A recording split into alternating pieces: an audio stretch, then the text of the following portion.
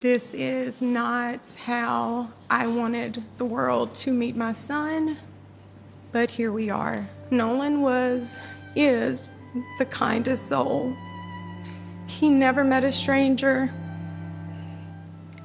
He loved everybody. He didn't care if you were black, white, purple, green, looked like a marshmallow. He just wanted everyone to be in peace with one another.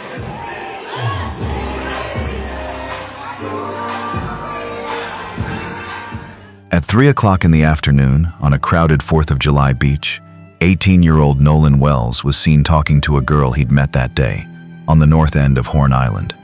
That's it. That's the moment. No argument, no struggle, nothing anyone nearby thought was worth remembering. Just an ordinary conversation, the kind that happens hundreds of times on a busy holiday beach packed with boats, music, and families enjoying the Mississippi Gulf Coast sun. It is also the last confirmed sighting of Nolan Wells while he was still alive. Sometime after that conversation ended, the boats that had brought him to the island left without him. 2 days later, a park ranger found his body in the water, just off the northwestern tip, near where he had last been seen. Everything that happened in between remains a mystery. His friends assumed he'd caught another ride back to the mainland. Investigators have questioned multiple people, but still haven't released an official cause of death.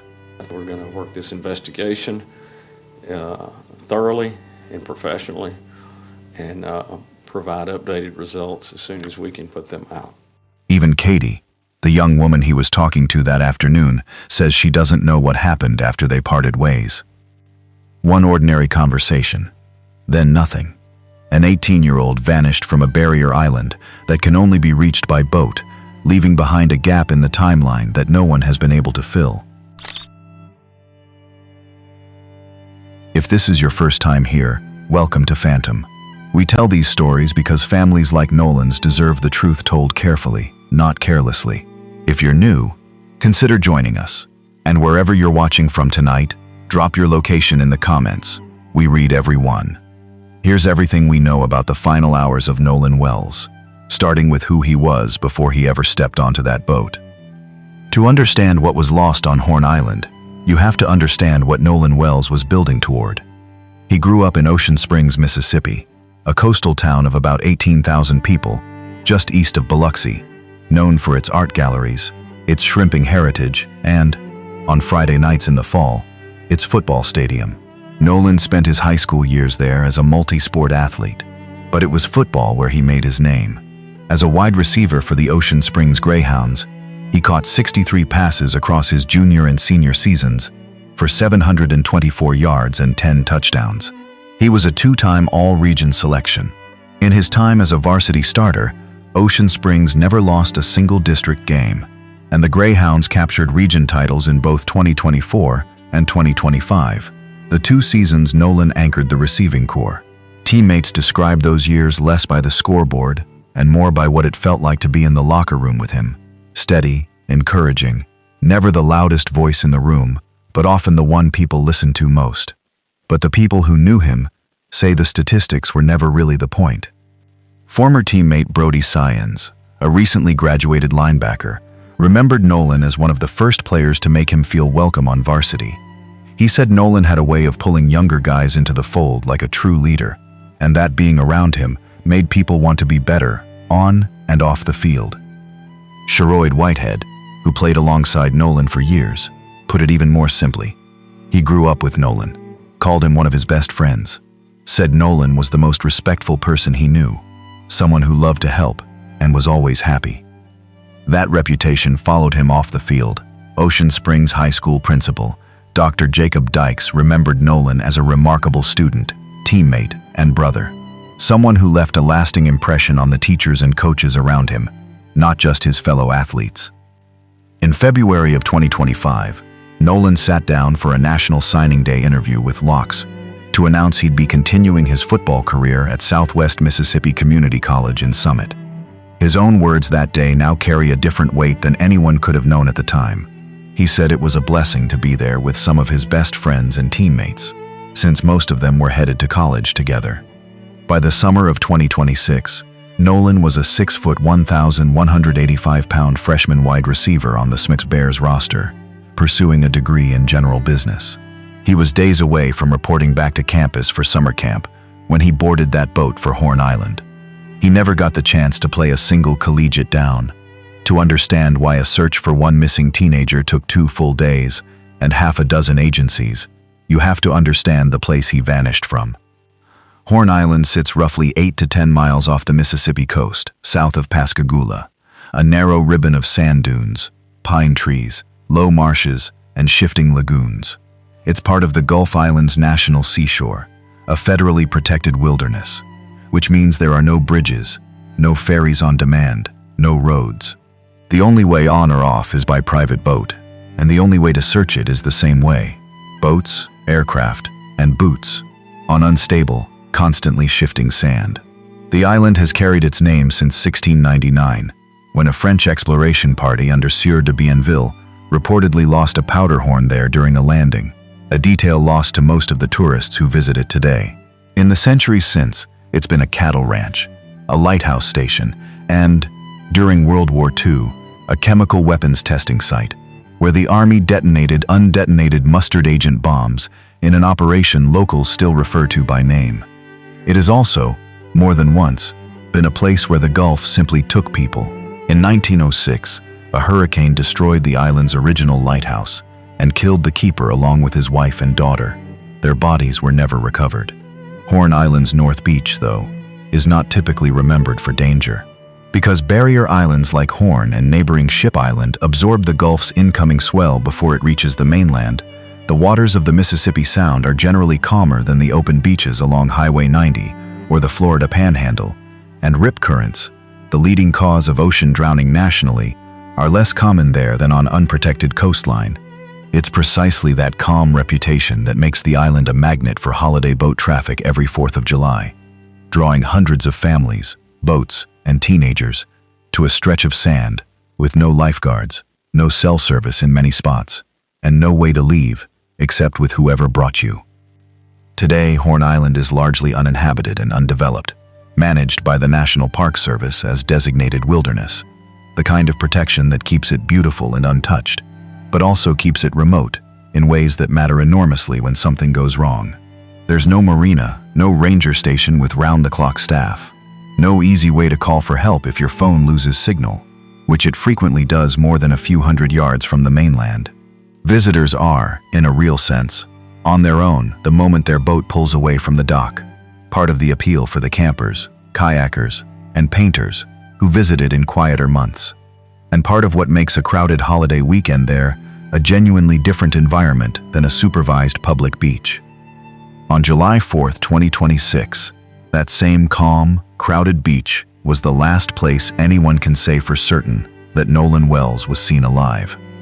On the morning of July 4th, Nolan climbed aboard a private boat that left from a dock in the Ocean Springs area, bound for Horn Island with a group of friends. It was a trip like thousands of others happening up and down the Mississippi Sound that morning. Coolers, life jackets, music, the 10-mile run out to the island under a clear holiday sky. By early afternoon, the north end of Horn Island was packed. Boats anchored along the shoreline 3 and 4 deep. Music drifted across the water. It was, by every account, an entirely ordinary summer holiday. Somewhere in that crowd, Nolan met a young woman named Katie. They talked for several minutes, nothing more than the kind of casual conversation that happens constantly between strangers on a busy beach. To the people around them, it looked completely unremarkable. At some point that same afternoon, investigators later learned, Nolan became separated from his cell phone. The device would later be recovered and returned to his family. But its absence in those final hours means there's no digital trail, no last text, no location ping to help investigators fill in what came next.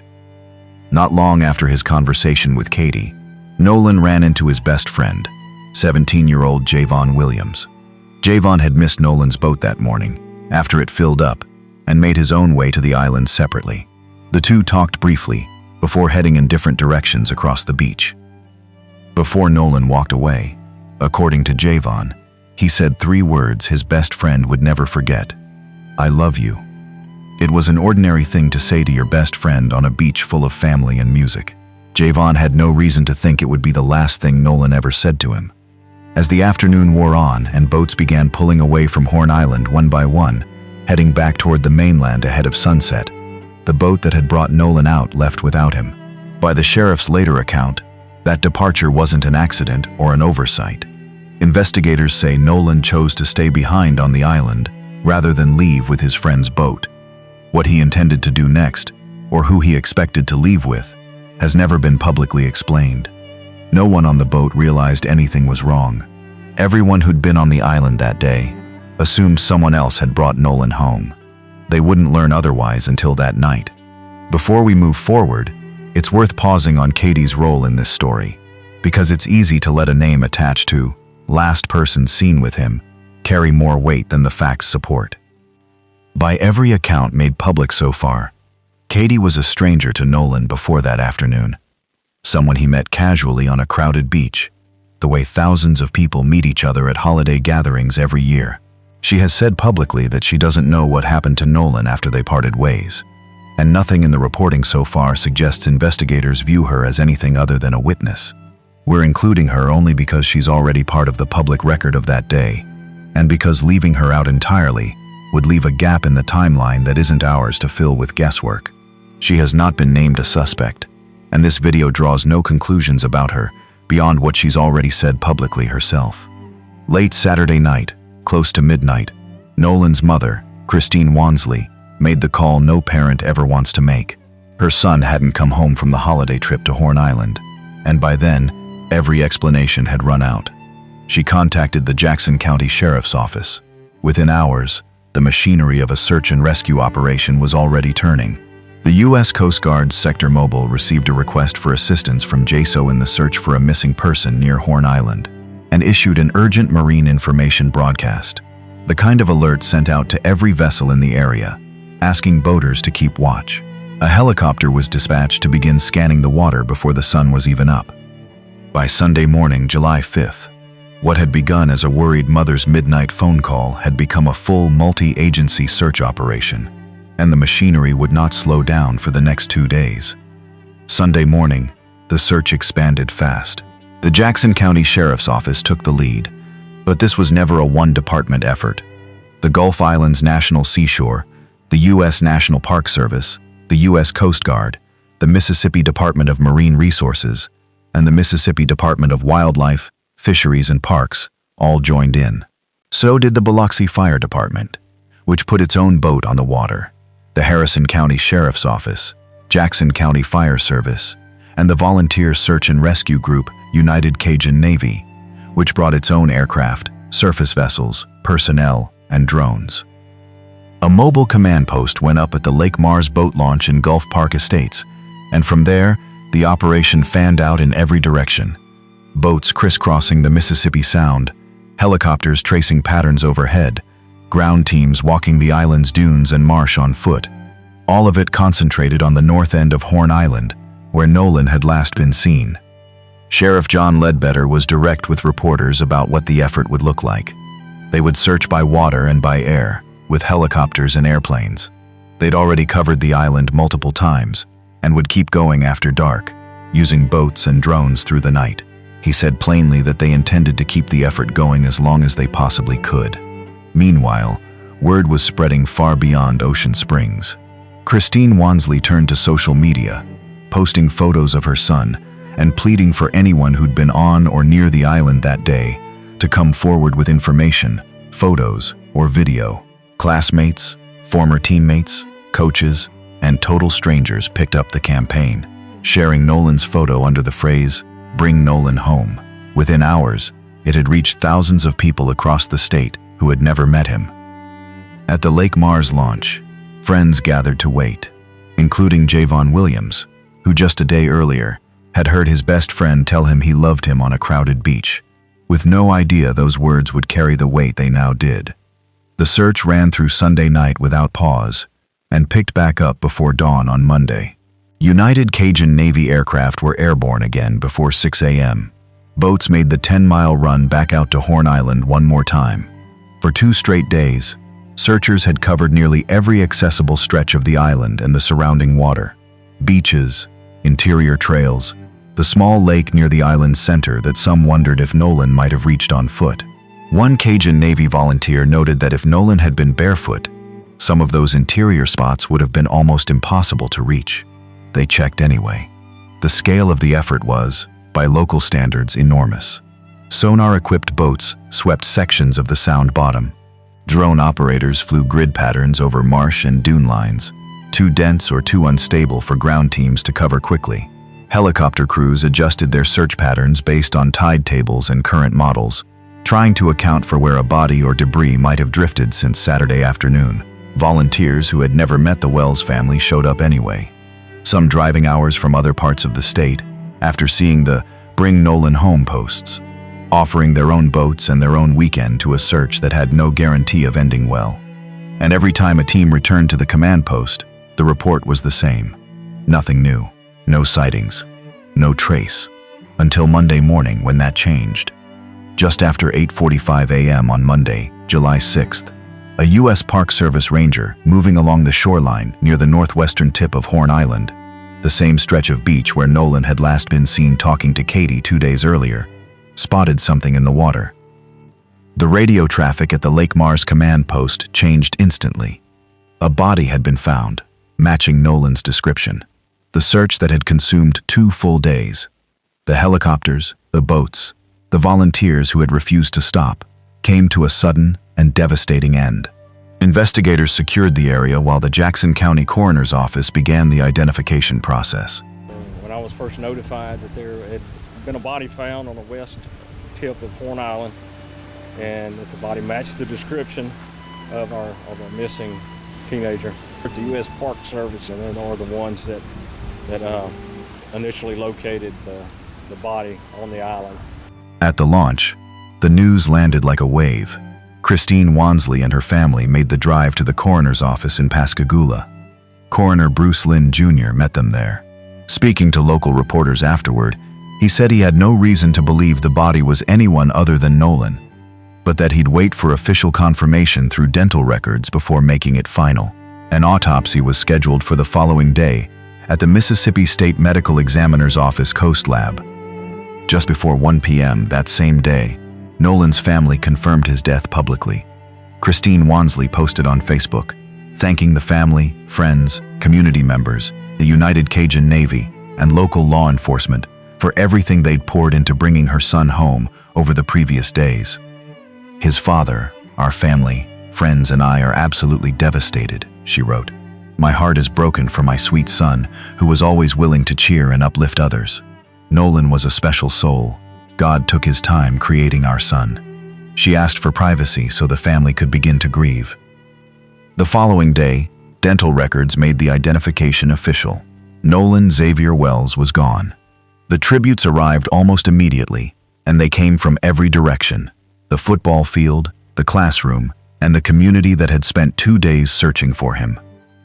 Ocean Springs head football coach Jake Bramlett, who had coached Nolan throughout his high school career, said Nolan represented everything a coach hopes to find in a player.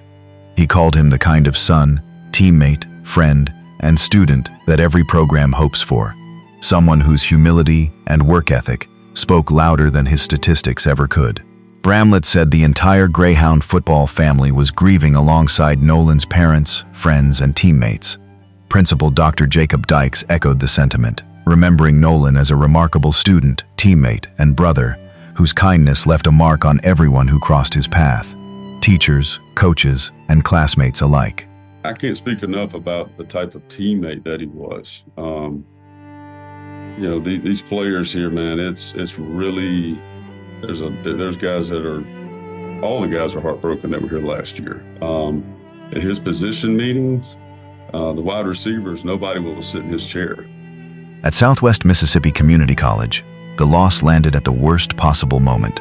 Student athletes were returning to campus that same week to begin summer workouts. Athletic Director Ken Jackson asked the community to keep the coaches and players in their thoughts as they returned to camp under the weight of the news. College President Dr. J. Stephen Bishop said the entire Southwest family was heartbroken, describing Nolan as a well-respected young man who was deeply popular among friends, faculty, and staff. Counselors and ministers were made available on campus for teammates and friends still processing the loss. The GoFundMe set up by a family friend to help with funeral costs climbed past $100,000 within days, a quiet measure of how far Nolan's circle actually reached. Christine later had to warn her followers about copycat fundraising pages trying to exploit the family's grief, pointing supporters back to the one verified account. It's a grim but common pattern in cases that draw national attention quickly.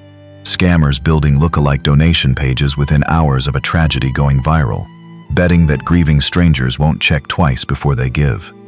For a football program, a high school, and a small coastal town, the loss of one 18-year-old had become something the entire community was carrying together. By the time Nolan's death was confirmed, the story had already outgrown Ocean Springs.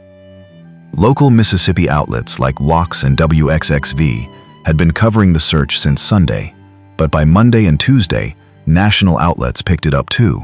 ABC News, Fox News, and News Nation all ran coverage of the search and its outcome. Black news outlets, including the Florida Courier and EuroWeb, gave the story particular attention, framing it within a broader, ongoing conversation about missing and murdered black youth, receiving less national coverage than their white counterparts, a pattern researchers and journalists have documented for years. Whatever the cause of Nolan's death turns out to be, that wider context is part of why his story reached the audience it did. The Bring Nolan Home campaign that started with Christine Wansley's Facebook posts became, in effect, the story's engine. Teammates shared it. Classmates shared it. People who had never set foot in Ocean Springs shared it. By the time the search ended, it wasn't just a missing person case being tracked by one sheriff's department. It was a story the entire Gulf Coast, and then a meaningful slice of the country, was following in real time. That kind of attention cuts two ways. It brought resources, volunteers, and pressure that likely helped move the search forward faster than it otherwise might have. It also meant that by the time Ben Crump got involved, the case was no longer a private tragedy unfolding quietly in one Mississippi county. It was a public one, with all the scrutiny, speculation, and second-guessing that comes with a national audience watching an active investigation in real time. That's a weight most families never have to carry on top of grief, and it's worth remembering as this story continues to unfold in public view. Tributes weren't the only thing pouring in, so were questions. Nolan's grandfather, Christopher Wells Jr., spoke publicly for what many in the family were already feeling, that it was time for real answers, not just condolences. The family that had waited through 2 days of helicopters and boat returns wasn't ready to accept silence about what had actually happened on that island. The Wells family retained nationally known civil rights and personal injury attorney Ben Crump, who announced his legal team would conduct an independent review of the circumstances surrounding Nolan's death and press for the timely release of all records, witness accounts, and autopsy findings. Crump said they would not rest until every fact about what happened to Nolan on Horn Island was brought into the light, and called on investigators to pursue the case with the urgency and transparency the family deserved. Sheriff Ledbetter addressed the mounting pressure directly. The investigation, he said, remained active. His office was still interviewing witnesses and collecting evidence. But as of his public statements, there was no indication of foul play.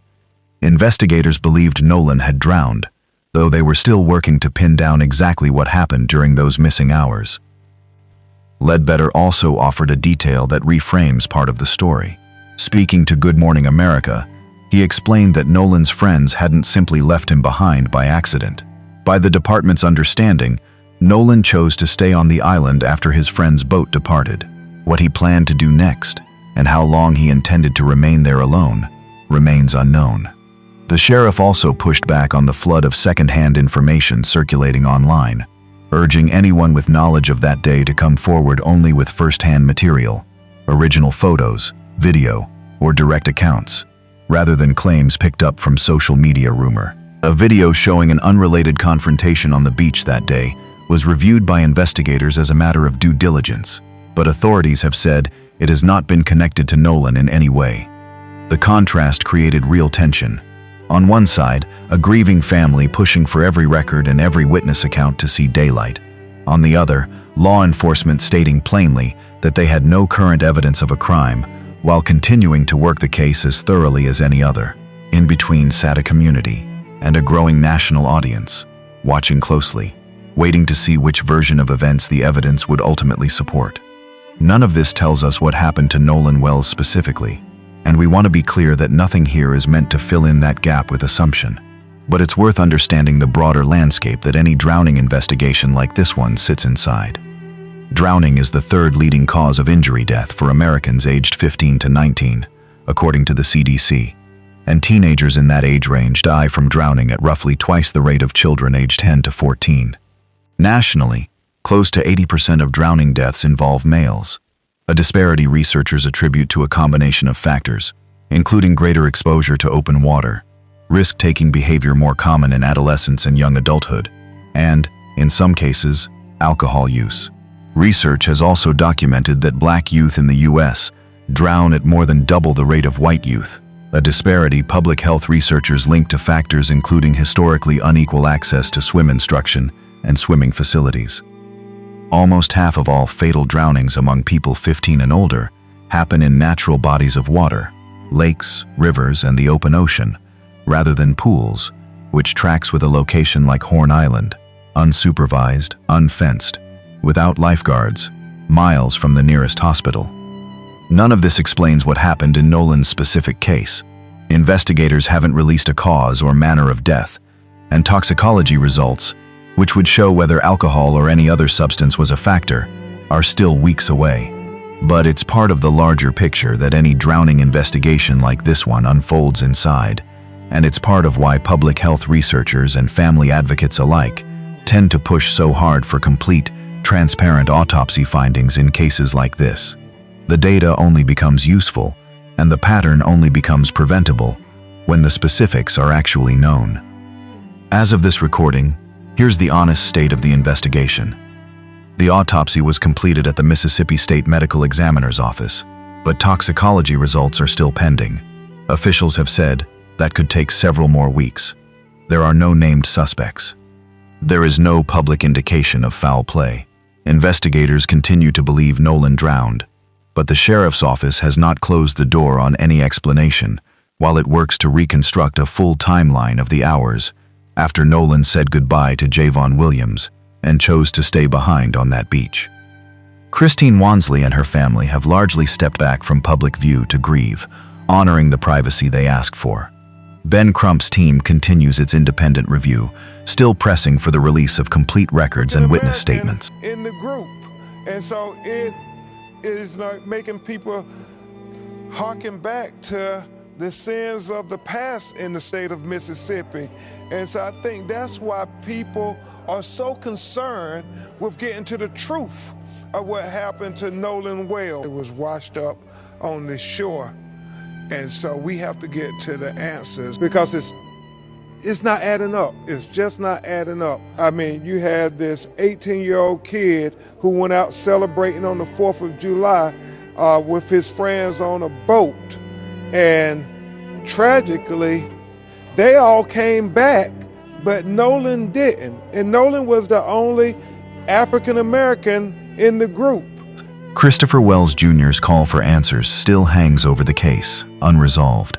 Horn Island itself sits exactly as it always has, 10 miles offshore, sand dunes and pine trees, and shifting lagoons, the same currents moving around its northwest tip that have moved there for longer than anyone has been keeping track. The island that turned deadly for a lighthouse keeper's family more than a century ago, and deadly again for one teenager this July, remains open, unchanged, indifferent to the questions still surrounding it. Nolan Xavier Wells was found. The search that began with a mother's midnight phone call came to an end. But the story hasn't. This is still an open case, and open cases on a barrier island, reachable only by boat, searchable only in daylight, and shaped by currents no one fully controls, means some answers take time. If you have information about what happened on Horn Island on July 4th, contact the Jackson County Sheriff's Office at 228-769-3063. And if you're carrying any part of this grief tonight, know that you're not alone. We want to be honest with you about something before we go. This video was made while the investigation is still active. That means some of what we've told you tonight could change. A toxicology result could shift the picture. A new witness could come forward. An official cause of death could reframe details we've presented here as open questions. We'll update you if and when that happens, because Nolan's family, and everyone who searched for him, deserve a full account, not a rushed one. Thank you for watching, and for sitting with a story that doesn't have an ending yet. If Phantom has earned a place in your routine, we'd be grateful to have you subscribe, and we'll keep following this case as new facts emerge. Until then, hold your people close, and take a moment tonight to tell them so. I want to say thank you, everyone, for being here. This is not how I wanted the world to meet my son, but here we are. So, as you know, I'm Christine Wells-Wansley. I am Nolan Wells' mom. And Nolan is the kindest soul. He never met a stranger. He loved everybody. He didn't care if you were black, white, purple, green, looked like a marshmallow. Like, he just wanted everyone to be in peace with one another. He loved life, and God gave him this big heart, which always scared us. Me and his dad had conversations with him all the time, not just about the importance of understanding our history as Black people, but also the importance of how you have to move in certain spaces. And it's not us being, feeding into racism or the stereotypes that comes with that. Unfortunately, that is just a matter of fact. There have been many cases, many instances that shows it's unfortunately a pattern that he did not like. He did not like that there was so much division, and I think that's why God gave him us. He was really a peacemaker. He wanted, like I said, everyone to be included. He never wanted to leave anyone out. He just, even at a young age, I don't know, he was, how old was he? 18. No, not 18. So his father and I were having a moment, and as couples do, and even in that moment, he runs in the room with his diaper on, of course, and he starts dancing, because it was like he could feel the tension. He could feel that something wasn't right. So he was just a special kid. Like, he was a special kid, but again, just heart was so big. And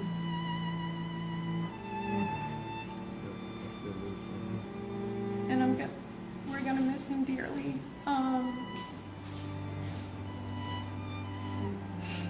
But we are grateful, especially to our friend Tashima, who actually was one of the people who helped us that night.